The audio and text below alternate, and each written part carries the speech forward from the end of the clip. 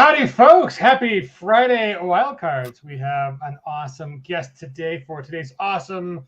I didn't change the background. Look at that. We are not doing Getting Creative with Foot Chases.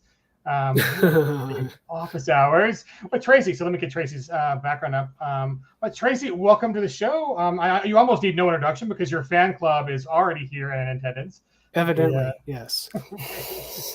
Thank you for having me, Chris.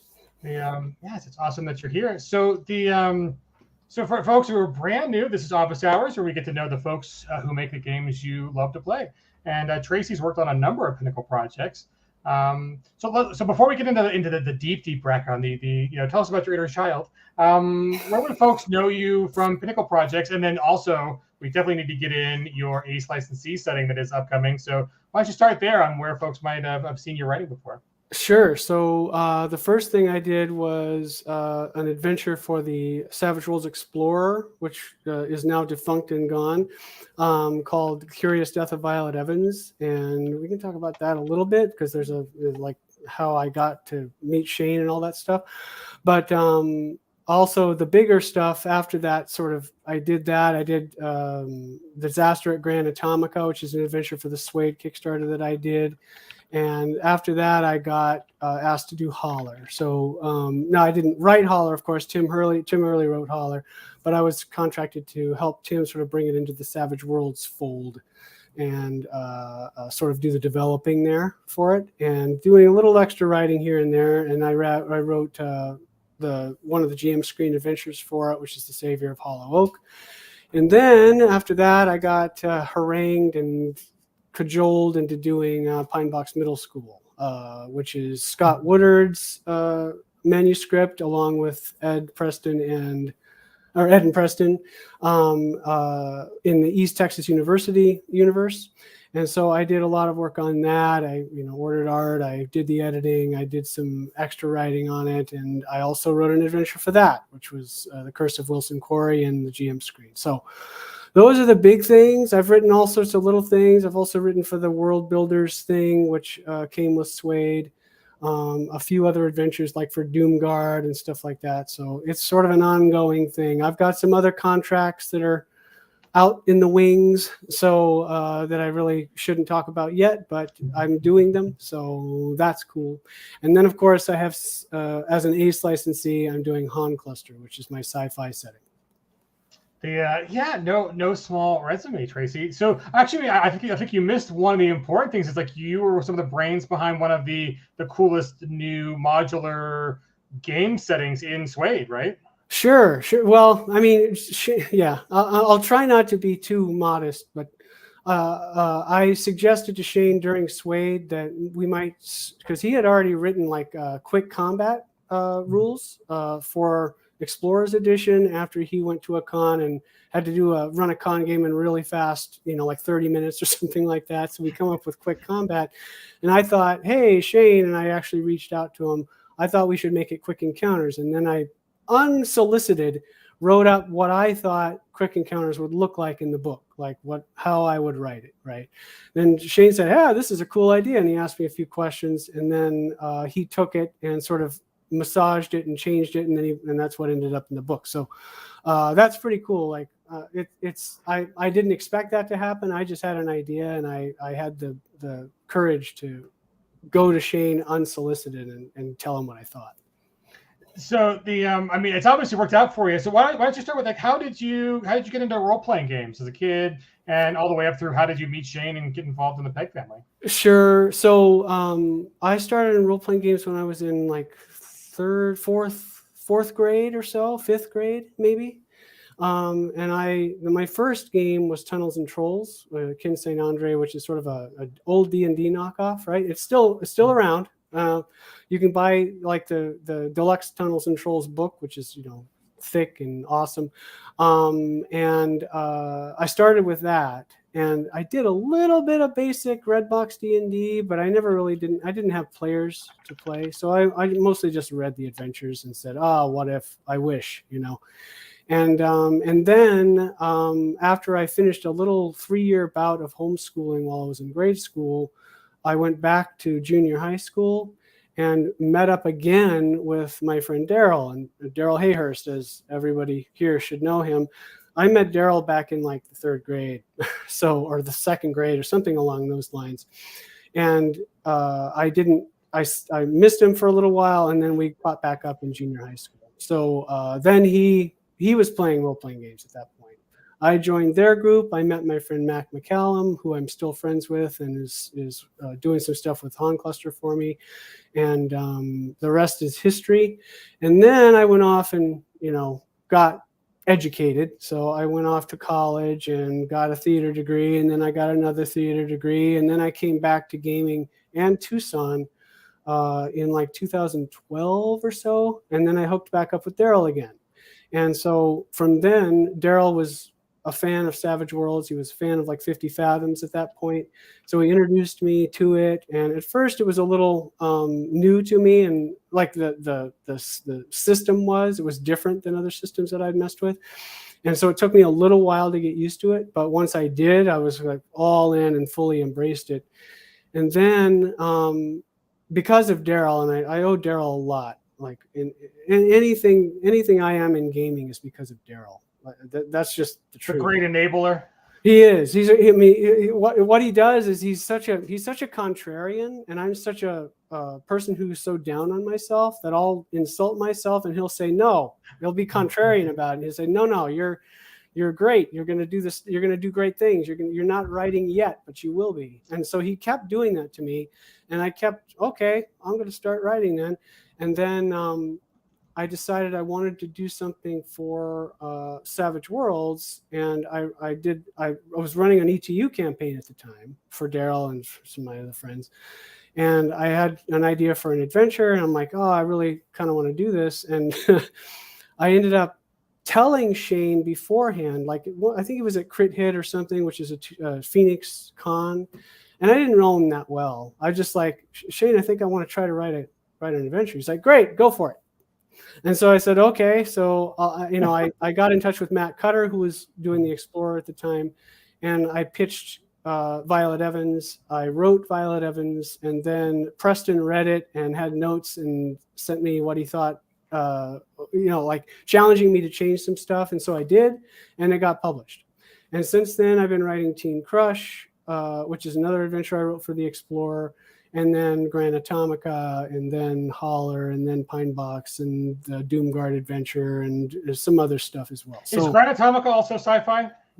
No, not really. Grand Atomica was the idea behind Grand Atomica was Shane asked me to do it as we need a gifted arcane background adventure for Suede. Oh. So it was part of the Suede Kickstarter.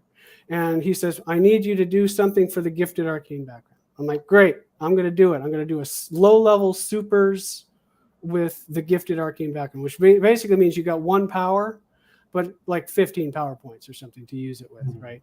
And all you've got is 1. And so I kind of framed it as a sort of very low-level supers, but it's in the modern world, and it's set in San Diego. So, it's basically you're trying to avert a nuclear disaster while also trying to avert a dimensional invasion from an alien race. So I don't know. I like it. I think it's pretty fun. Yeah. I'm sure I'm on some watch lists for all the Googling I did though of how to break into a nuclear reactor. But I'm sure it's fine. It's fine. There's no domestic spying in this country. No. That is kind of a funny ongoing joke for any kind of like fiction writers and game developers. It's like, please don't look at my browser history. I'm not really this is for game purposes, not for actual interest. I'm not really a monster. I'm not really going to try to break into your nuclear facility. Right. But if I were, what kind of defenses would I expect to run into? Well, what is the authenticity of this? I mean, I want it to ring true, guys. Turns out they've got snipers up in towers, and they can shoot you from 200 yards away when you see your car coming. I mean, that's real. That's true. Well, right. Well, I mean, some of this, right? and apparently they had snipers on the roof of the White House, but then I think during Clinton's administration there were 2 different Colorado people who crashed airplanes into the White House lawn. I was one was enough, and then there was a second one. Really, we've got another person from Colorado doing stupid stuff. Like why really? And, Wow. You know, so it's like, yeah. Sometimes people test those theories, and we find out just how willing they are to pull the trigger. And you know, then there's that stupid Reddit thing where they all showed up at like Area 51 to do the Naruto run because there's some funny meme online. Like, oh guys, don't get killed by Homeland Security trying to do an online meme like that. That's wow. not, you know, people actually showed up, and luckily the government knew it was coming. You know, it was. You know, when there's a meetup.com group on let's go raid Area 51 and you know, yeah, they know. Right. But, and they're like, yeah, okay, maybe not. Right. See, Daryl's in the chat now, being another enabler. Yes, that's what he does. Yes, flash mob to flashbang is true. There was a great comment before I really love. I have to go back and find it. It was about I think Cryptwright had it where you went from. Let me find that comment because it was really kind of clever. I wish I thought of it myself. Where is it? It was about going from editing to Holler. Oh, where did it go? I should have linked it. Oh, here we go. From quick encounters to crick encounters. Wow. There we go. That's some Okay. quality punnage there. It is. I mean, it is. I can't say that I like it because it's a pun. Yes, but it's so delicious. The So you mentioned a little bit about being a theater kid growing up. I was the band nerd, so you were a theater kid. Awesome. You went whole hog on being speaking of Holler, on being a theater kid. Like you were just a theater kid. You're like an award-winning super theater kid. You know, let's talk about that a little bit. But I think there's kind of some value in what folks bring to organized play and gaming and cooperative storytelling coming from that background. But your creds in this area are pretty long. So I know you're the, I don't want to brag about myself, but you are an award-winning MFA, like in lighting design, total, like you took theater kid and like made good on it. So why don't you give us a little background on all that kind of stuff? Yeah. So I wasn't a theater kid until I went to college. So before that, I had whole designs about like wanting to maybe get into, I wanted to get into Disney animation maybe, or do something media arts related or something like that, like sound design maybe, right? I wanted to do all that, and I finally decided, you know what, I need something tangible that I can go to college and learn, and maybe I can pursue some of these things from there, right? So I decided I'm gonna go get a theater degree. And at first I was interested in sound stuff, but I was quickly turned into a lighting person. Now that said, do they have like lighting vampires? Like they just showed up? Well, they had, you know, at that I had my sort of mentor and my main professor there. He's like, we don't have much in the way of a sound design program, but we do have a lighting program, and I think that you would be great at that. I'm like, okay, so cool, I'll do that, and I loved it. Right. And but also I loved theater. And I wasn't a theater person in grade school or junior high or anything like that. But I embraced it when I went to college, not just in the technical theater side, but in the performance of it. I took my acting classes because that's what I needed to do, and I loved those. I was also a singer, so I sort of transitioned. I learned how to sing in college, or learned that I was good at it in college, I suppose. And then to the point where I ended up getting a music scholarship for a while to be a dual major in vocal performance and theater lighting design. And then I finally decided I need to finish. So I gave up the music part. I didn't like doing that, but I did it. And finished my lighting design degree because I was like this close. And then I immediately took the GRE and went to grad school and got a theater lighting design MFA at San Diego State University. So I went straight through, and yeah, I got a couple of awards. So I did my thesis project on a play called The Kentucky Cycle, which is sort of it's a 6-hour play broken into 3-hour blocks. So you do one in one night and one in the other night, that kind of thing. There's this history of the Appalachian region all the way from Native Americans to the Civil War to, beyond. And I don't think we covered that when we talked extensively about Holler. I mean, we knew you had the Savage Worlds chops, but it seems like you also approached that project with a whole lot of Appalachia chops too. I did. I mean, I think so. Not as much as Tim, not even close. But that project consumed my life for a good 8 months, where I was just doing the lighting design for it. But I did a lot of research into the region, a lot of research into what happened to people there, and it informed Holler in a big way later on, without me knowing what I was doing. But I also got accolades for the lighting design for it. It was part of my thesis project, and I got a local award from San Diego's public radio station. Which was awesome, and I got a couple of other awards for it, and ended up going to Prague, the Prague Quadrennial, which is a sort of creative designer like convention, I suppose you could say, but it's international and huge, and it's amazing. And I ended up I got to show my work there for Kentucky. Oh, so you got to go to Prague too with it?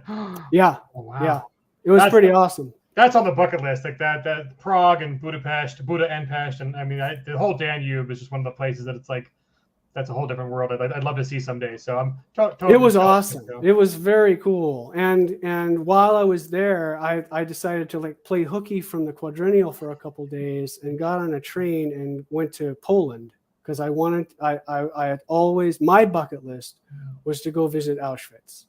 So I went to the museum. We did they had the tour with Auschwitz #1, where they had the actual museum, and then they keep Birkenau Auschwitz #2 pristine, untouched, because out of respect, right? But you're able to walk through and go into these buildings. It's not pleasant, but it was amazing. No, I think we mentioned this. I think the first time you and I ever had a conversation, I think Shane took us out to lunch when you came in for one of the conventions, and we ended up talking about that. Like I haven't been to Auschwitz, but I was at Yad Vashem, which is in Israel, which is like their equivalent, and it's weird. It's one of those things where it's like you don't want to feel good about it, but it's profoundly moving, and just kind of the thought that's gone into and Yad Vashem's a little bit different because it's architecture planned after the fact versus kind of being in the place where it all went down, and the architecture there was planned to kill people versus to memorialize them, but those are interesting life events. I think just appreciating like kind of where we lie in history and just kind of the larger world events that go around. Exactly. Like you say, it was moving. That's the best way to describe it. When you're going into some of these old barracks and you're seeing tiers of 4-tiered tall bunks, and knowing that there were so many people there. And you see these old flowers that other people have left that have now like, crumbled and stuff. And you just don't want to touch anything. And yet there is no, like rails there. Yeah. It's not like you're in Disneyland. You're going into this building and you feel like you're violating this place. And yet this is what it's for. You're supposed to do that. Right. Or at least I was back in 1999. I don't know whether it's still open to the public or not, but it's very moving, like you say. Yeah. Donald mentions the Room of Shoes, and I've only seen pictures, but it was similar like during the when HBO did the Chernobyl disaster miniseries. I loved it. It. Fantastically done. Right. One of the best several hours of TV. But there's a similar room in the basement of one of the staging buildings for Chernobyl where they show the shed fire equipment, the clothing of the firefighters who initially came in, volunteered and knowing that all of those people died horrible deaths.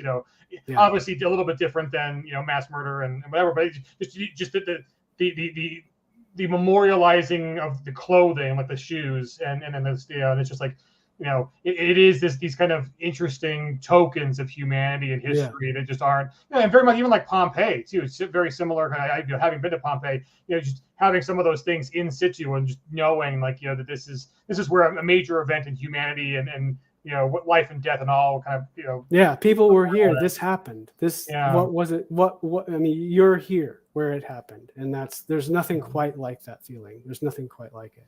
Right? Yeah, it's just crazy things like that. You don't know how to feel until you feel it the first time, and it's they're very unique. I guess it's kind of similar to like being in love for the first time. It's like things you just haven't felt before, and connection with humanity and all that kind of stuff. So someone did ask a more happy, a positive question. Sure. Will there be singing? And so Tracy was kind enough to send in some samples. So the cool thing before I play this, I'll play Danny Boy first, because we'll get everyone cry. We're already in the mood to feel a little emotion, so I'm gonna play Danny Boy for you.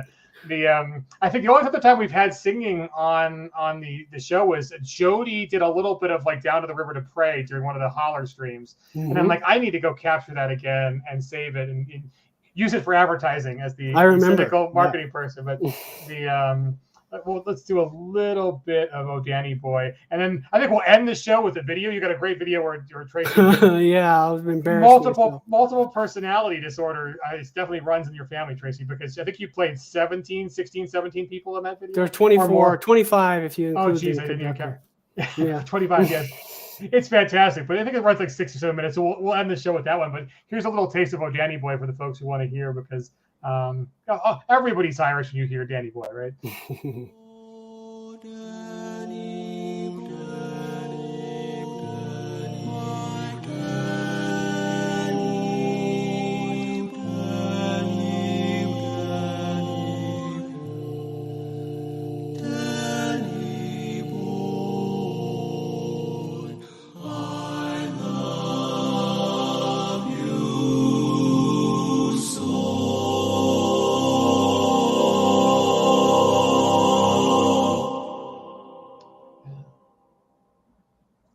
Oh, Danny boy, the pipes are calling from glen to glen and down the mountainside. The summer's gone and all the roses falling. It's you must go and I must bide. Oh my God, so good, Tracy. Oh my God, chills. So yeah, that's my original arrangement too. So I wrote the arrangement for that, and of course all the voices are me. Right. There's nowhere to hide on that song, right there. Like that's not like, that you have to have the chops to be able to pull that off, because it's just the clear crystal tone notes, and there are songs you get away with. It's up in your face and it's right there. Oh my God, that's gorgeous. So I'm surprised to hear. I mean, fantastic. But you said you only got really started singing in college. I mean, what is it like? Right? Yeah, I was singing before that. I grew up singing, but I didn't know how to do it. I'd never been taught, right? Except for my parents. And my parents were singers too. They sort of sung folk songs. They had their own little band thing. And so I grew up with music, but it wasn't until college, because I was always like, well, how do you do it right? Like, I can't do vibrato, right? I can't do it. I don't know how to do it. So I was just like all interested in seeing if I could do it. And I took a voice class, which was very brave for me at the time. And it turns out like I was head and shoulders above everybody else in that class. And to the point where like I started taking private lessons shortly after that. Cool. And then I had it, and then I knew what I was doing. And then I was a vocal performance major. I even did Handel's Messiah. So I did one of the most difficult solos in Handel's Messiah in front of about 2,000 people. What's it?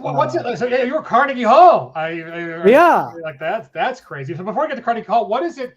How do you handle the nerves on that kind of thing? Because I mean, there's so many ways, performances can go wrong, and when you're doing a solo, I mean, there's like when I'm playing saxophone in the jazz band, like I miss a couple notes, no one notices because there's 16 other people who are making loud noise. But when you got the solo, like how do you get butterflies when you perform? Or are you one of those people who Yes, of course. I mean, I always get nervous when I perform. Right, I haven't done it live in quite a while, several years.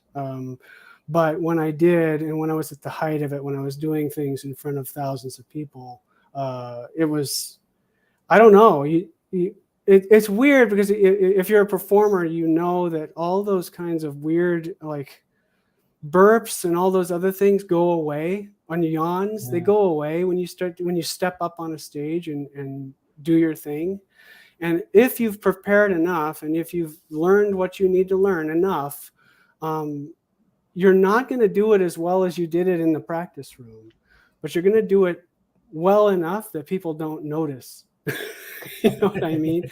And you start to, after a while of doing it, when you do it for enough times, you start to realize that is the way this works. That is how you get through these things. It's not going to be perfect. It's going to be good, right?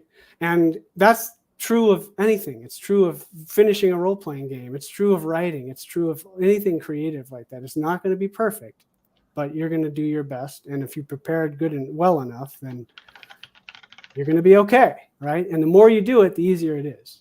And I think doing that helped me come out of my shell in a public way and made me able to do things like this, talk to you on a stream in front of people, and sit in front of a table of 5 or 6 people and perform while I'm running a game.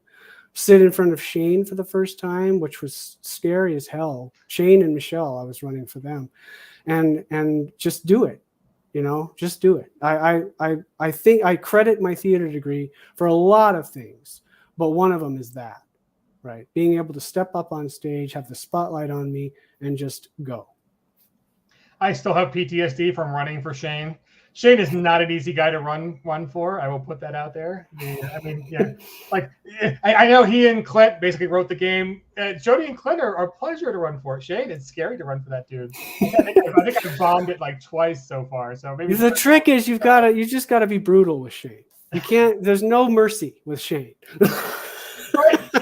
He was very miffed, and we ended up having like 6 people in the game showed up, and then like 2 more came. And they're like, "Hey, can we get a seat?" It was their game master, and I'm like, "Yeah, didn't show." So I'm like, "Sure, sit down." So there were like 8 people around the table, which was too many at a con. But and then one of them picked a courtesan character, and we were in combat, and I was like, "There's not a whole lot for that character to do."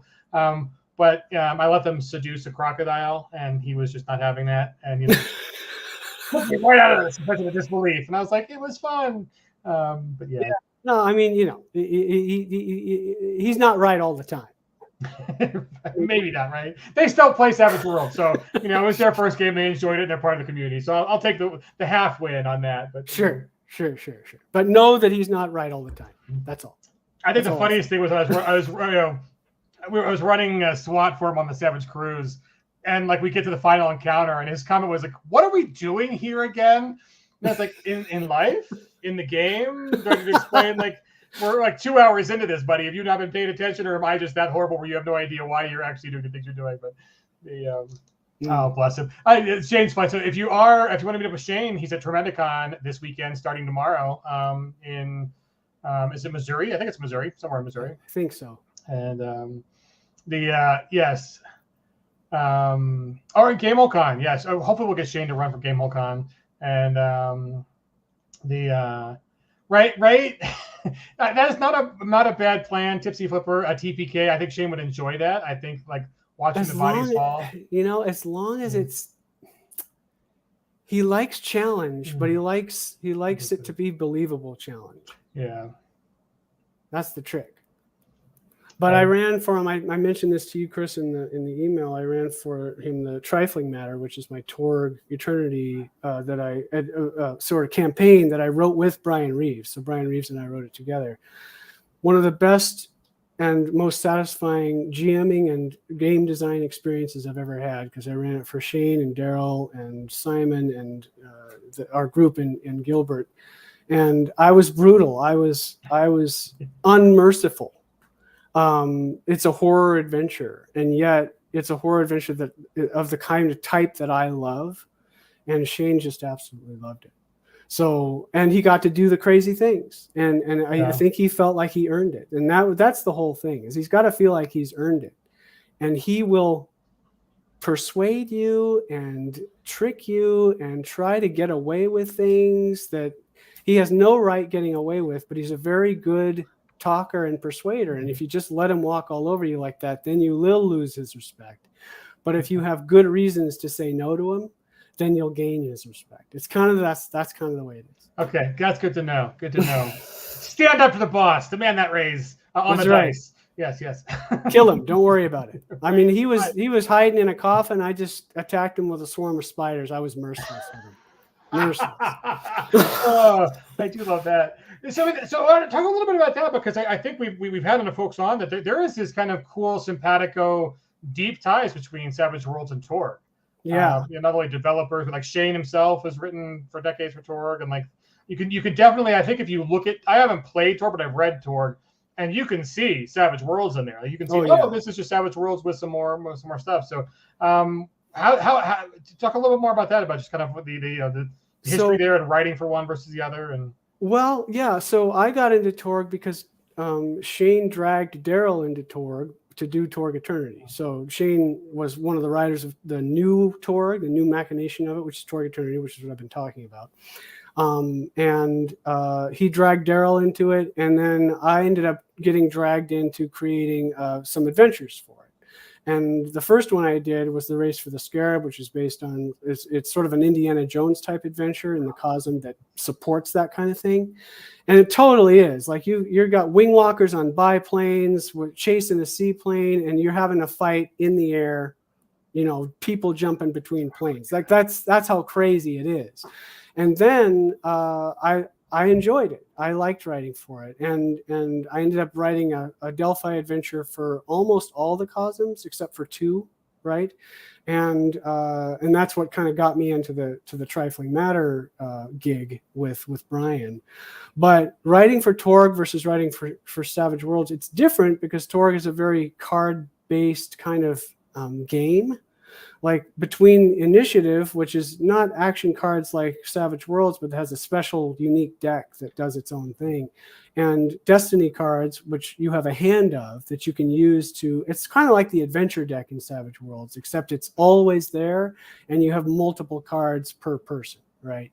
So you have these effects that you can play, and you start to get card synergy, and as you go through a fight, you get more and more powerful because you're building up your power with the cards, right? So all that has to be taken into account when you're writing for these for this system, in addition to the sort of whole reality invasion kind of thing. But it was, I mean, I don't think it's that much different writing for Torg than Savage Worlds. But what I went for and what I loved to do was to take that particular reality, whether we were in the pulp reality of Indiana Jones or the horror reality of Victorian vampires and all that stuff, is take that reality, take Torg, and create what I think is the iconic adventure for that reality, right? This is my version of the iconic adventure, and using what I can with the tools I have for that particular cosm. And I don't know, I like what I did. I've run almost all those games, and they've all gone very well. So I don't know, I like writing for Torg. So I like writing for Savage Worlds, and I think it's similar in that respect because there are a lot of similarities there. So let's see, a totally off-topic question, but I know he asked yesterday. I promised we'd get to it today. So yes, Dickelberg, there is a Deadlands board game in development. There was one that was very close with another company you've heard of that they got very, very far with it. But there's a yes. So the answer is yes. We'll have no current plans on when that will be published. The first outing from the folks you recognize with Pinnacle, we've got a company called Ghost Rock Games. And Mike Barbeau and Simon are kind of the two pillars who are keeping that up. And they are going to release a Doomguard board game. And after we learn the lessons from the Doomguard board game, I think we'll have a little more chops to be ready to take on the Deadlands issue. So yes, not this year though, but Doomguard might be this year. We'll see. We're about halfway through the year, right? So we got time still in 2023. You never know. Right, Doomguard is up first, and we will cut our teeth on being a board gaming publishing company. But yes, there are like so many Deadlands things that we just can't tell you about. Like, I mean, and Shane's kind of mentioned this. The thing, like the Deadlands TV or Deadlands movies have been moving through for years and via different kind of venues and writers and projects and folks who came to Deadwood Was it 2 years ago? A year and a half ago? I don't know. Is it a whole? Anyways, 3 years ago. it can't be 3. I hope it wasn't 3, but it might be 2021. Whatever. We had an awesome little preview of the company has an awesome Deadlands project. That's still alive. Right? There needs to be a Spider-Verse Deadlands. I mean, I'd be on board with that. They're doing pretty good work with the Spider-Verse.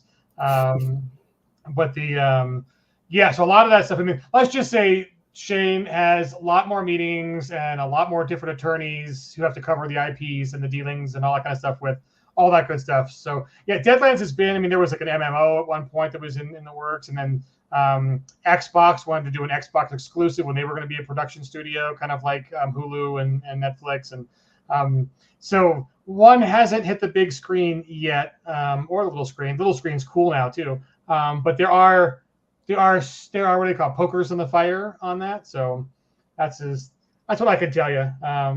So yeah, no promises. Those things aren't done until they're premiered, and even then, but on the board game front, there's good news there. So okay, so back to Tracy. The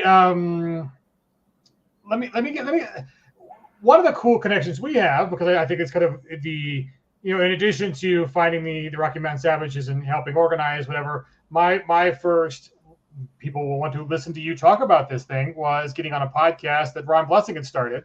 And so you've got some history there as well with Ron and Vern. And yeah, so it was before the pandemic happened, like a year before or so, we started Savage Interludes podcast, which talks a lot about Savage Worlds and a lot about how to run games in general and how to design games even in general. And we talked about all kinds of stuff. It was sort of on the bedrock of Savage Worlds from the beginning. And we ran for 3 years. And the thing was, I think about it, is that all those episodes are very evergreen. They're not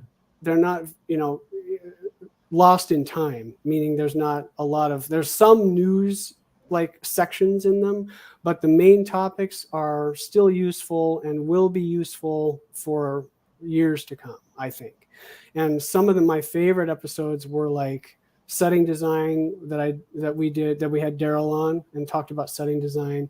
We had Shane on to talk about horror games. That was a great episode. So we had a bunch of stuff. We would talk about play testing. We talked about mysteries. We talked about all kinds of different games and how to run Savage Worlds, a lot of that, And because Savage Worlds is not intuitively easy to start with when you're just like from scratch, like you're a new GM, you don't have any players, you've never played the game and you want to run it. It's not really, you have to feel your way through it. Right. And so our goal was to sort of give some people a head start. So anyway, 3 years, it's still there. SavageInterludes.com. You can listen to all the episodes. They're still there. I think they're still there on the podcast app on most podcast catchers, I think. So yeah, they're still there. But we stopped when we decided we ran out of things to say. So we just decided to hang it up. So, and I think it was a good decision because, we said what we wanted to say. It's still out there. We're very proud of it. But now I've got more time to do stuff like Conquest. Well, I think it's also the right call, too, in the sense that I think that shows that you guys and gals were about, covering the basics, giving good information, but the show didn't exist to have the show exist, right? Where I think a lot of times, like, the podcast becomes the goal in and of itself, and that was kind of never the thing. It was always about like, let's get out good information. Let's teach people about the betting economy and about the creativity that you can do with Savage Worlds. Right. And when you cover that, like it's like versus repeating yourself and kind of exactly. We need to do like at Savage Cast, we were like, we're never going to promise a schedule because our schedules are too crazy anyways. And we did like what you didn't do. It's like a lot of our stuff was kind of like either current or very relevant to the local folks versus everybody. So that was kind of a limitation of the show. But it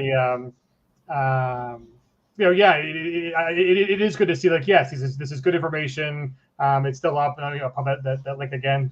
So the archives, and I think I even gave Ron crap about some of the games, the things archives. Like, is these archives anywhere? And I think the internet ate some of them, so that the similar content in that old previous podcast, because that was even before was it Smiling Jacks? It was like the game Smiling that Jacks, Smiling yeah, Jacks or Bar Happy and Jack's Grill. Cafe, or yeah, Smiling Yeah. Jacks Bar and Grill, right, Yeah. and I think he's found some of those old episodes like that he had lost. I think he found them. I think he's got them somewhere, but I don't want to speak for him. I don't remember, but I know that Savage Interludes, we really wanted to keep it archived, so it's going to stay there for the foreseeable future.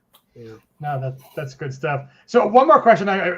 Tipsy Flipper reminds me. I have one more thing I wanted to kind of a hypothetical one to talk to you about Torg. So the adventure you wrote for Torg sounds fantastic, and kind of super pulpy in all of its aspects. Airships and plane to plane jumping and leaping. Yep. The one thing I've noticed in talking with friends is Savage Worlds often gets billed as the best system for pulp, but we don't necessarily have a native pulp-focused property. Yes, Flash Gordon, yes, Slipstream, which was Flash Gordon with the serial numbers filed off, are certain kind of part of that and there's certain pulpy elements to all of it. But I'd almost say if you look at what we publish horror-themed games, yes, with strong pulp elements. There isn't a Sky Captain of the World Tomorrow game or. No. And so do you think there's? I mean, I know you're not Shane, but do you think that's something that we should do in the future? Is find either make a property or find a property that really does just lean into all the super pulpy stuff. Because it sounds like the adventure you wrote for Torg is 100% that. And, it totally is 100%. Like it goes over the top pulp, right? And part of that, like I think to your question, like I know some stuff. There are musings in the wind, right? I don't know how real this is yet, and whatever it is that might or might not happen won't happen for a long time. But I kind of think it's a cool idea, and I don't have the permission to talk about it any more than that, except that I think there is something out there that I think is pretty cool.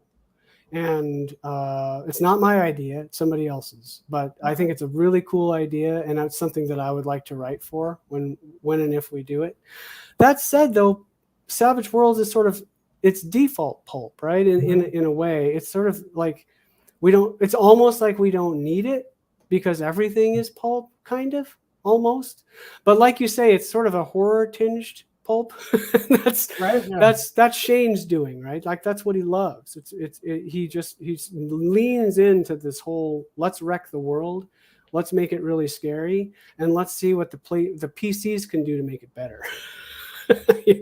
Good luck PCs, and so I think that's what he loves the most, and I think that's what he's gravitated to, and I think that one of the things that he hesitates on for doing a dedicated pulp setting is to find the right thing, or to find the right unique idea, right?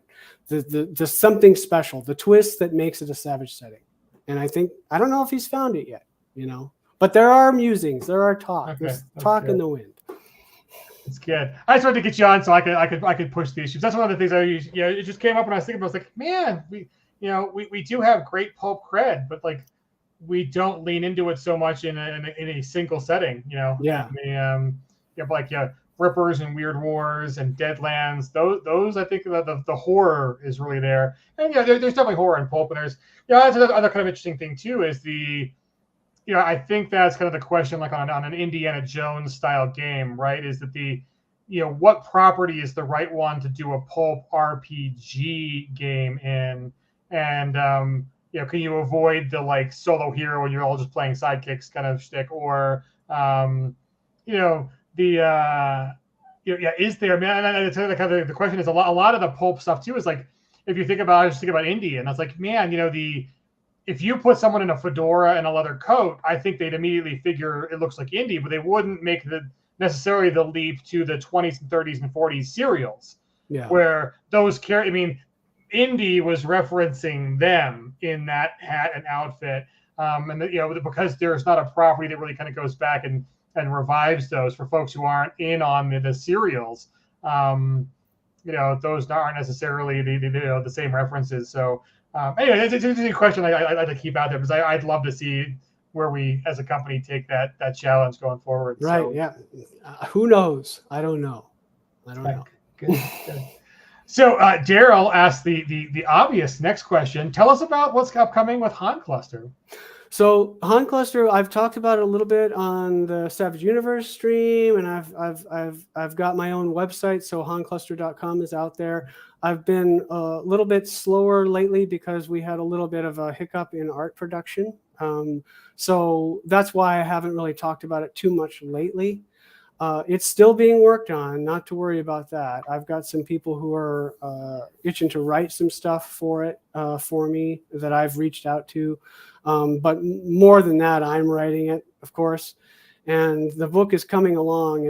It's right now it's projecting to be too big, so I'm going to have to make some cuts, but I think that's okay, you know.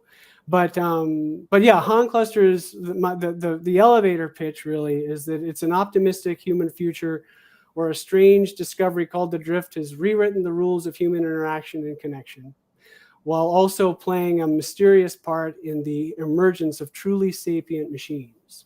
But unlocking it has also awakened a hidden enemy that threatens to extinguish all intelligent life. So that's the pitch of the Han Cluster. It's an optimistic setting. It's a world that I would want to live in, but under the surface, there's plenty of trouble and plenty of things for the PCs to engage in. Discoveries to be made, mysteries to be solved, help to give others, bad guys to fight, bad monsters to fight even. And so there's all that stuff there. And the art behind me shows you some of the cover of the Jumpstart. So with 2 colony ships and the space elevator you can see behind me up over there.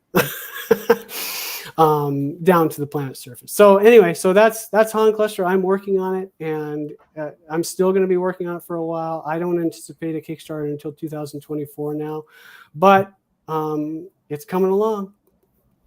So one of the great things I think I want to delve into a little bit with Han Cluster is there's really cool mechanics and ethos between cooperative role playing.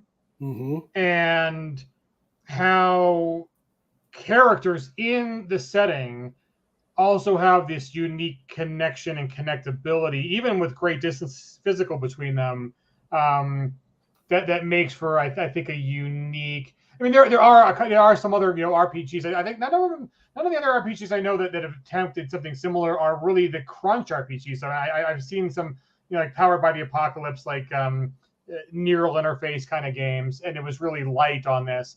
But I do think there's a lot of gold to mine in that synergy between the meta where we're all playing together around a table or a BTT for cooperative goals, and the kind of the unique element within Han Cluster that it covers. So why don't you talk a little bit about what that drift is and how that works? So the drift is sort of an adjacent dimension, but what it does that's important, and that is it grants all humanity a certain number of sort of transhuman ability.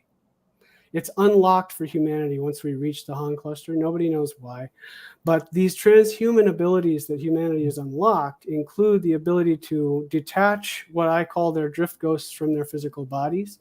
And their drift ghosts are kind of like astral projection, except they are semi-corporeal. So they're not actually ghosts that are incorporeal, they're semi-corporeal. So you can't fly, you can't walk through walls, you can't do that. But there are things you can do, and you can carry special drift weapons that allows you to be effective in a combat as a drift ghost. You can still communicate like by talking as a drift ghost, so people will still hear you.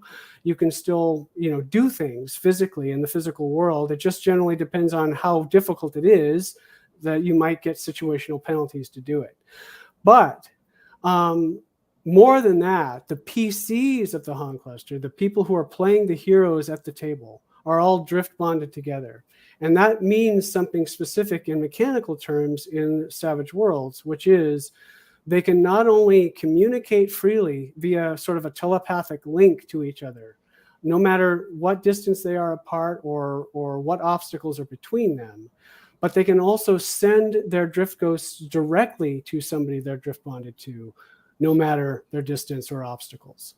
So so what that means at the table is, if you are starting on one planet, like one person is on Edenic, another person is on another planet called Onyx or whatever, that's about 3 days light speed or faster than light travel away. But they can communicate with each other in real time via a telepathic link. The whole party can communicate with each other via a telepathic link. So if all of you all are spread out across the Han cluster, which, spoiler alert, is what happens in the jump start, you start that way, you can all communicate. And at the table, what that means is table talk is absolutely a thing and absolutely allowed and should be encouraged, because everybody should feel a part of every scene, unless you specifically say, I'm not sharing something with my drift bonded teammates, right? That allows people, it allows you to have different scenes at vastly different locations, while also having people feel like they are a part of the scene, not only because they can communicate to each other, but because they can actually send their drift ghosts there if they want to. It only takes a limited action to do it. So you can be part of the scene just like that, right? And you can move away and be part of another scene just like that, as long as you're drift bonded with the people who are in these scenes. And all the PCs, of course, are drift bonded together. So that changes the way adventures work. It changes the way people solve adventures. It changes the way designers for it write adventures. And like I say, when the Jumpstart is finally released, which I'm hoping is soon, you'll see how this all works. And I give you little tutorials and little GM advice to explain everything on the way, so that you can do all this and feel confident in doing it, and watch what happens when you've got 2 people here and 2 people here and 2 people here, all 3 days apart, but a crisis that's happening that is in real time, basically at the table. Like, it happens within 3 to 4 hours. You don't have time to travel to each other. You have time to ghost travel to each other and solve these problems and create or solve these mysteries. So that's fundamental, and it's built into the mechanics of the game. And I'm using Savage Worlds, and it's so perfect for this, in how the mechanics are married with these narrative elements. Yeah, that was my initial thought on this. Is why I love you going into it, and we'll definitely have Donald come back on and talk about ludonarrative harmony. Of course, dissonance. Because that's kind of perfectly kind of summarizing between kind of the layer, like what players are doing and what the characters are doing, is the right. Donald's the best.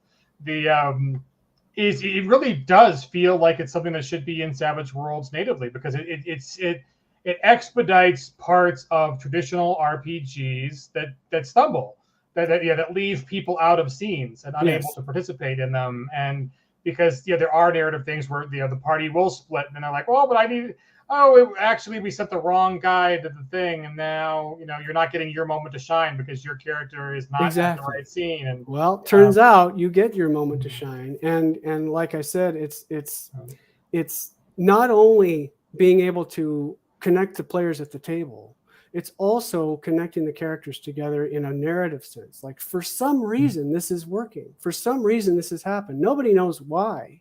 Nobody knows exactly what's going on with the drift. And that's one of the major mysteries of the setting, is what is going on with the drift? Why is it here? What is it, right? And the theme of the game is that we're all connected. Let's see what we can do together, right? To me, that's sci-fi in a beautiful way.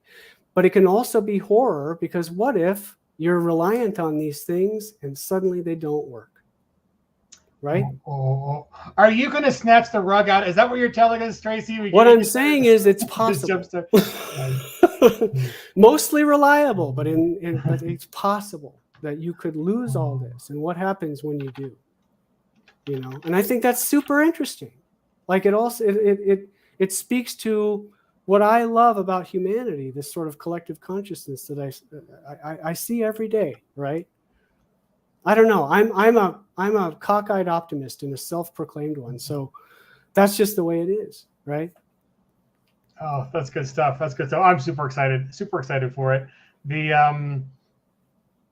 Oh no, it was not canceled. Yes, all the good names are taken, especially the short ones. So someone's been there before. Yeah, I thought I was so clever with this little doing like the Renaissance blasphemy thing that I'm doing with JM, and but before that I was like, what are some clever names for it? And I was like, ooh, how about epoch, right? Like certain time period, and apocrypha, and making it epocrypha. And then of course I looked up, and like on Drive RPG, there's like someone put out a little pamphlet like 10 years ago that's called Epocrypha. That's literally the same thing about like, you know, rewriting whatever certain periods of history. I'm like, God damn it. That's too bad. Because like sometimes sometimes duplicating names is okay as long as it's not the same thing, right? As long as it's not the same, like, okay, I'm selling donuts and I'm going to be called, you know, Duncan, and somebody else called Duncan may not have anything to do with donuts, and they're kind of safe. But if they're anything to do with food, right, you're done. You're done, right? And then of course, like along the same time, there's this like board game which came out, which is like, oh, you're in the gaming space and you call yourself Apocrypha. So then I was like, So I found a solution for it. I have a little diphthong in there, and it's all good. So we're and I even got the domain name, I think. So, anyways, that was something fun. But there's plenty more to talk with Tracy about. So we will definitely have you back on, and we'll have Donald steer the way talking about Ludo Harmony, and as well as vocal harmony. Which we didn't even get into, like, so, you know, some cool things for next time. We need to talk about your lighting career, because that's kind of an interesting part of the arts that I think we briefly mentioned, but you've got some cool, like, not only lighting for stage, but for dance. And I got some questions for you on, like, what is it like lighting for dance, and how is dance one of those, like, you know, your passion for it's obvious, but to me, I'm like, oh my God, that just sounds like how would you even approach that? Like, how do you know what works in this scenario? But you also like lit for a really cool like theme park ride on dinosaurs and something else. Like, that's really cool. So we'll have to dig more into the lighting on the next show. And I've done lots of cool stuff. So and plenty of stuff I can't even talk about, either because of NDRs or for other reasons, but amazingly cool stuff. Secret government stuff. Well, we didn't even talk about your CAD stuff. We didn't talk about CAD either. So okay. So, anyways, people in the chat, they definitely want me to promo this. So, if you guys haven't noticed, we are at our hour, but I would get fired if I didn't take at least a little opportunity to mention we're running a Kickstarter, and here's the link to the Kickstarter. Wow, you guys spent a lot of money in the last hour. It was like $15,000, and now it's like $17,400. So thank you. That's good for a Friday. But let me see if I can't get out of the back end view that I'm currently in. No pun intended. And show you guys what's going on the Kickstarter. So there's some cool stuff on the horizon here, and then we'll end with one of Tracy's amazing 26-person, I think you told me, harmonies. So in this harmony thing, before we get to it, we'll go to the Kickstarter, but watch Tracy's different faces, and she plays characters in each one, and they're really kind of funny. The acting it's embarrassing, and also it uses my previous name, right? So it's a little embarrassing that way too. But in a way, I kind of don't care. It's okay. That's good. Before I came out, right? Well, certainly not before you came out as an amazing singer, because oh my God, the harmonies, beautiful. But so on the celebration, let me see if I can pick the right windows so I don't show you any embarrassing windows. Okay, I think this is the right one. So Kickstarter, there's the link in the bottom. I'll take the comment off so you can get a little bit of view on it. So we are currently 17.4, which is great. 12 to 29 backers. That's awesome. We've got so a little over 2 weeks to go. So I think it's 2 weeks on next Thursday. But folks, so the cool thing that we have just shown on the recent update is we've heard a lot of calls for we need more swag. So like Redbubble just ain't cutting it.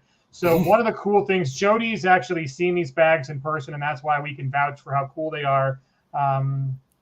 This is an awesome Equilibrium USG shoulder bag, and they're not as big as a full backpack. They're actually much more utilitarian than that, but they do hold a lot of stuff. So here's an actual picture one Jody saw at Origins. So there's at least 3 copies of Suede in there and a Deadlands, and there's room for dice and pens. And then the cool thing that they're going to do for us is they're going to do they call them skins. They're kind of like shield overlays that are like full color, printed on some cool material. So they're protected, but they're also get to show off your love of Savage Worlds. So if you buy the bag, it is an add-on. The bag comes with one of them, which has got the Savage Worlds logo, which in our little demo, we've got Savage Worlds and the kind of like the cool little hex pattern that we've been using on the companions. So that one comes with you purchase the bag. And then if you are, like we are, fans of all the variant covers, you can also, an additional add-on, get all of the 5 covers so you can swap them out. Or if your friends go in for different bags and you each get the players' books, you can get one of the add-ons and then split up the bag covers. So it'll have all 5 variant covers. And we haven't revealed the 5th variant cover yet, although some of the people, right, Red on the Bike, Red on the Bike is pretty damn cool. Red with katana. The Wuxia one, yeah. Right. My favorite is the one on the far right, like the Oni in the background mimicking Red's motions, which is pretty cool. But yes, there are at least 3 katanas on the covers, and that's Red loves katanas. It's the thing. But yeah, we will open up this as an add-on when we get to 125K. So that'll probably happen over the weekend, folks, the way you guys are backing. Just know that any physical add-ons are a physical purchase is required. So if you are a current digital backer and you want to help us unlock this, you can upgrade your pledge now to one of the physical levels and so be able to do the physical add-ons. The other cool physical add-ons that you can also get are you can get additional players card boxes, which are pretty awesome. You can get as many of the $20 players books as you want. You can pick up the accessories box. So here's a little hint. The accessories box is $25 during the campaign. It will be ridiculously cheap. It is ridiculous. We haven't made it. It'll be much more than that at retail. So this is the players' books will still be there. They are $20 on the campaign. They will be $20 at retail. It's a $25 pledge, which also gets you the stretch goals which include the players' box, 1 copy of the players' box, the stand, all of the cards, at least 1 set of the protectors. But we'll also have the protectors up there, hopefully as soon as we get the bags up too. We just need to make sure how our manufacturer can divide those protectors up so we can get like the right number of add-on protectors. So we'll get that number soon and we'll get it up there. But hopefully if you guys unlock that over the weekend, we will get that as an add-on so you folks can get pledging. But super excited for the bags. So some awesome little merch that we have. And folks kind of also asked like, hey, is this not included in the top tier pledge? So if you notice this campaign, it's a little different than our regular campaigns in that this is the Welcome to Savage Worlds players. We haven't done this before. We haven't had a player-focused book. So the players' books are kind of the real shiner here. And the $20 is like the bargain basement price that anyone's going to be able to offer those. So it is a price-driven kind of value proposition for folks on this campaign. So it makes it a little harder for us to do it like, hey, we're doing huge box sets of things you've never seen before, and we're going to put in all this stuff and, absorbing the cost of the extra like a bag would make sense. It doesn't really make sense for this campaign. That's why we're doing it as an add-on. So for folks who are collectors, you have the option of getting more. For folks who aren't, you can get in just for the PDF or 1 copy of the book. So we definitely want to be new player, new Savage Worlds customer focused on this campaign. So it is a little different than the like, hey, we've got the you want everything we've ever published for Deadlands, we'll give it to you for $500 or whatever. We don't have one for this campaign because it is more about welcoming all the new people. And a little embarrassing note, it is the 2nd time this year that you have put us out of stock on Suede. So you can't buy the physical Suede book right now. It's out of stock, which means that when we do open that up for pre-order, it'll all be 5th printing, which is the current campaign. So if you want to be the first in line to get the 5th printing, definitely can come in back for the $40. There is a pledge level on the campaign for the 5th printing. Because we aren't doing the extended playtest period, this will hopefully be a little faster of a campaign for turnaround, maybe as short as 6 months, maybe a little longer, we'll see. It kind of all depends on the global printing and shipping thing. But we don't have physical hardback Suede for sale right now because you put us out again. And it's a great problem to have. We're a little embarrassed that we've, our emergency printing that we had done earlier in the year didn't take us as long as we thought because that demand is still very high for those books. So if you are somebody who has a copy of Suede in one of your prior pledge manager or crowdfunding campaigns that has not been delivered yet, And you can hit us up at info@peginc.com, and we will either refund you the cost of it, which will be the same money that you can eventually go and buy the fifth for, or we can split it out from your order so that your order ships when your order is ready, and then Suede will ship when Suede is in. Whatever you guys want to do on that. But if you don't currently have a physical copy of fourth printing in hand, which is, I'll show this to you because it is kind of important for the other announcement I want to make today too. So all of the covers will look like this for first through fourth printing. And then in here on the credits page, at the very bottom, you can see it'll say peginc.com fourth printing. It's not showing. Of course, the green screen says no. Yeah. It got a glimpse of it. If it doesn't say anything, if it doesn't say second or third or fourth printing on your copy, you have the first printing. Which is great. They'll sell for a little more money in 100 years when these are all antiques. But the cool thing that is going to go up later today, everyone who has a copy will hopefully get an email. For this campaign and for all of you, we are updating, and these will always be free for the life of Suede. We are updating the Suede PDF to the current fifth printing version for everybody. And the reason I want to mention it is you can check in your book now. Along with that upload, we'll have a link to the file, which will list all of the changes since the first printing of Suede. And in that file, it'll say which printing those changes happen. So if you happen to have third printing or fourth printing, you only have to pay attention to changes that are marked 3.1 and above or 4.1 and above. So the versioning of the digital file will be, right, no more errata, it's all just updates. And on the file numbering, so I think the previous version of the file for Suede PDF had gotten up to 6.0. We are renumbering that file. So the current file, the brand new file, will be version 5.0. So we realize it's a little confusing for this little time period, but basically, going forward, the version of the digital file for Suede and for hopefully all the stuff the new stuff we publish, that versioning will be 5.0 for everything that is fifth printing. And then if there's any updates between the fifth and sixth printing, it'll be 5.1 or 5.2. But if you have a 5.2, it'll mean your 5.0 book is very close to that printing, that PDF. And there's updates for 5.1 and 5.2 to look at to see what's new. And then if we ever get to a sixth printing, it'll be 6.0, and seventh printing, it'll be 7.0.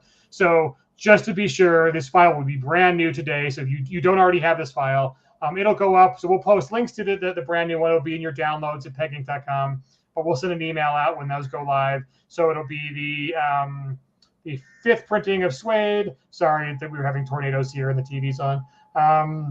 Fifth printing of Suede, the changes document, which is free. It'll tell you all the changes that'll be updated. So you'll know everything that's new from your printing. And then there's a third thing we're actually uploading too, which is going to be the table of contents for the player's book. So folks are just kind of curious what's in the player's books. We're going to put up the table of contents. You can see exactly what's in the player's book and compare it to your copy of Suede.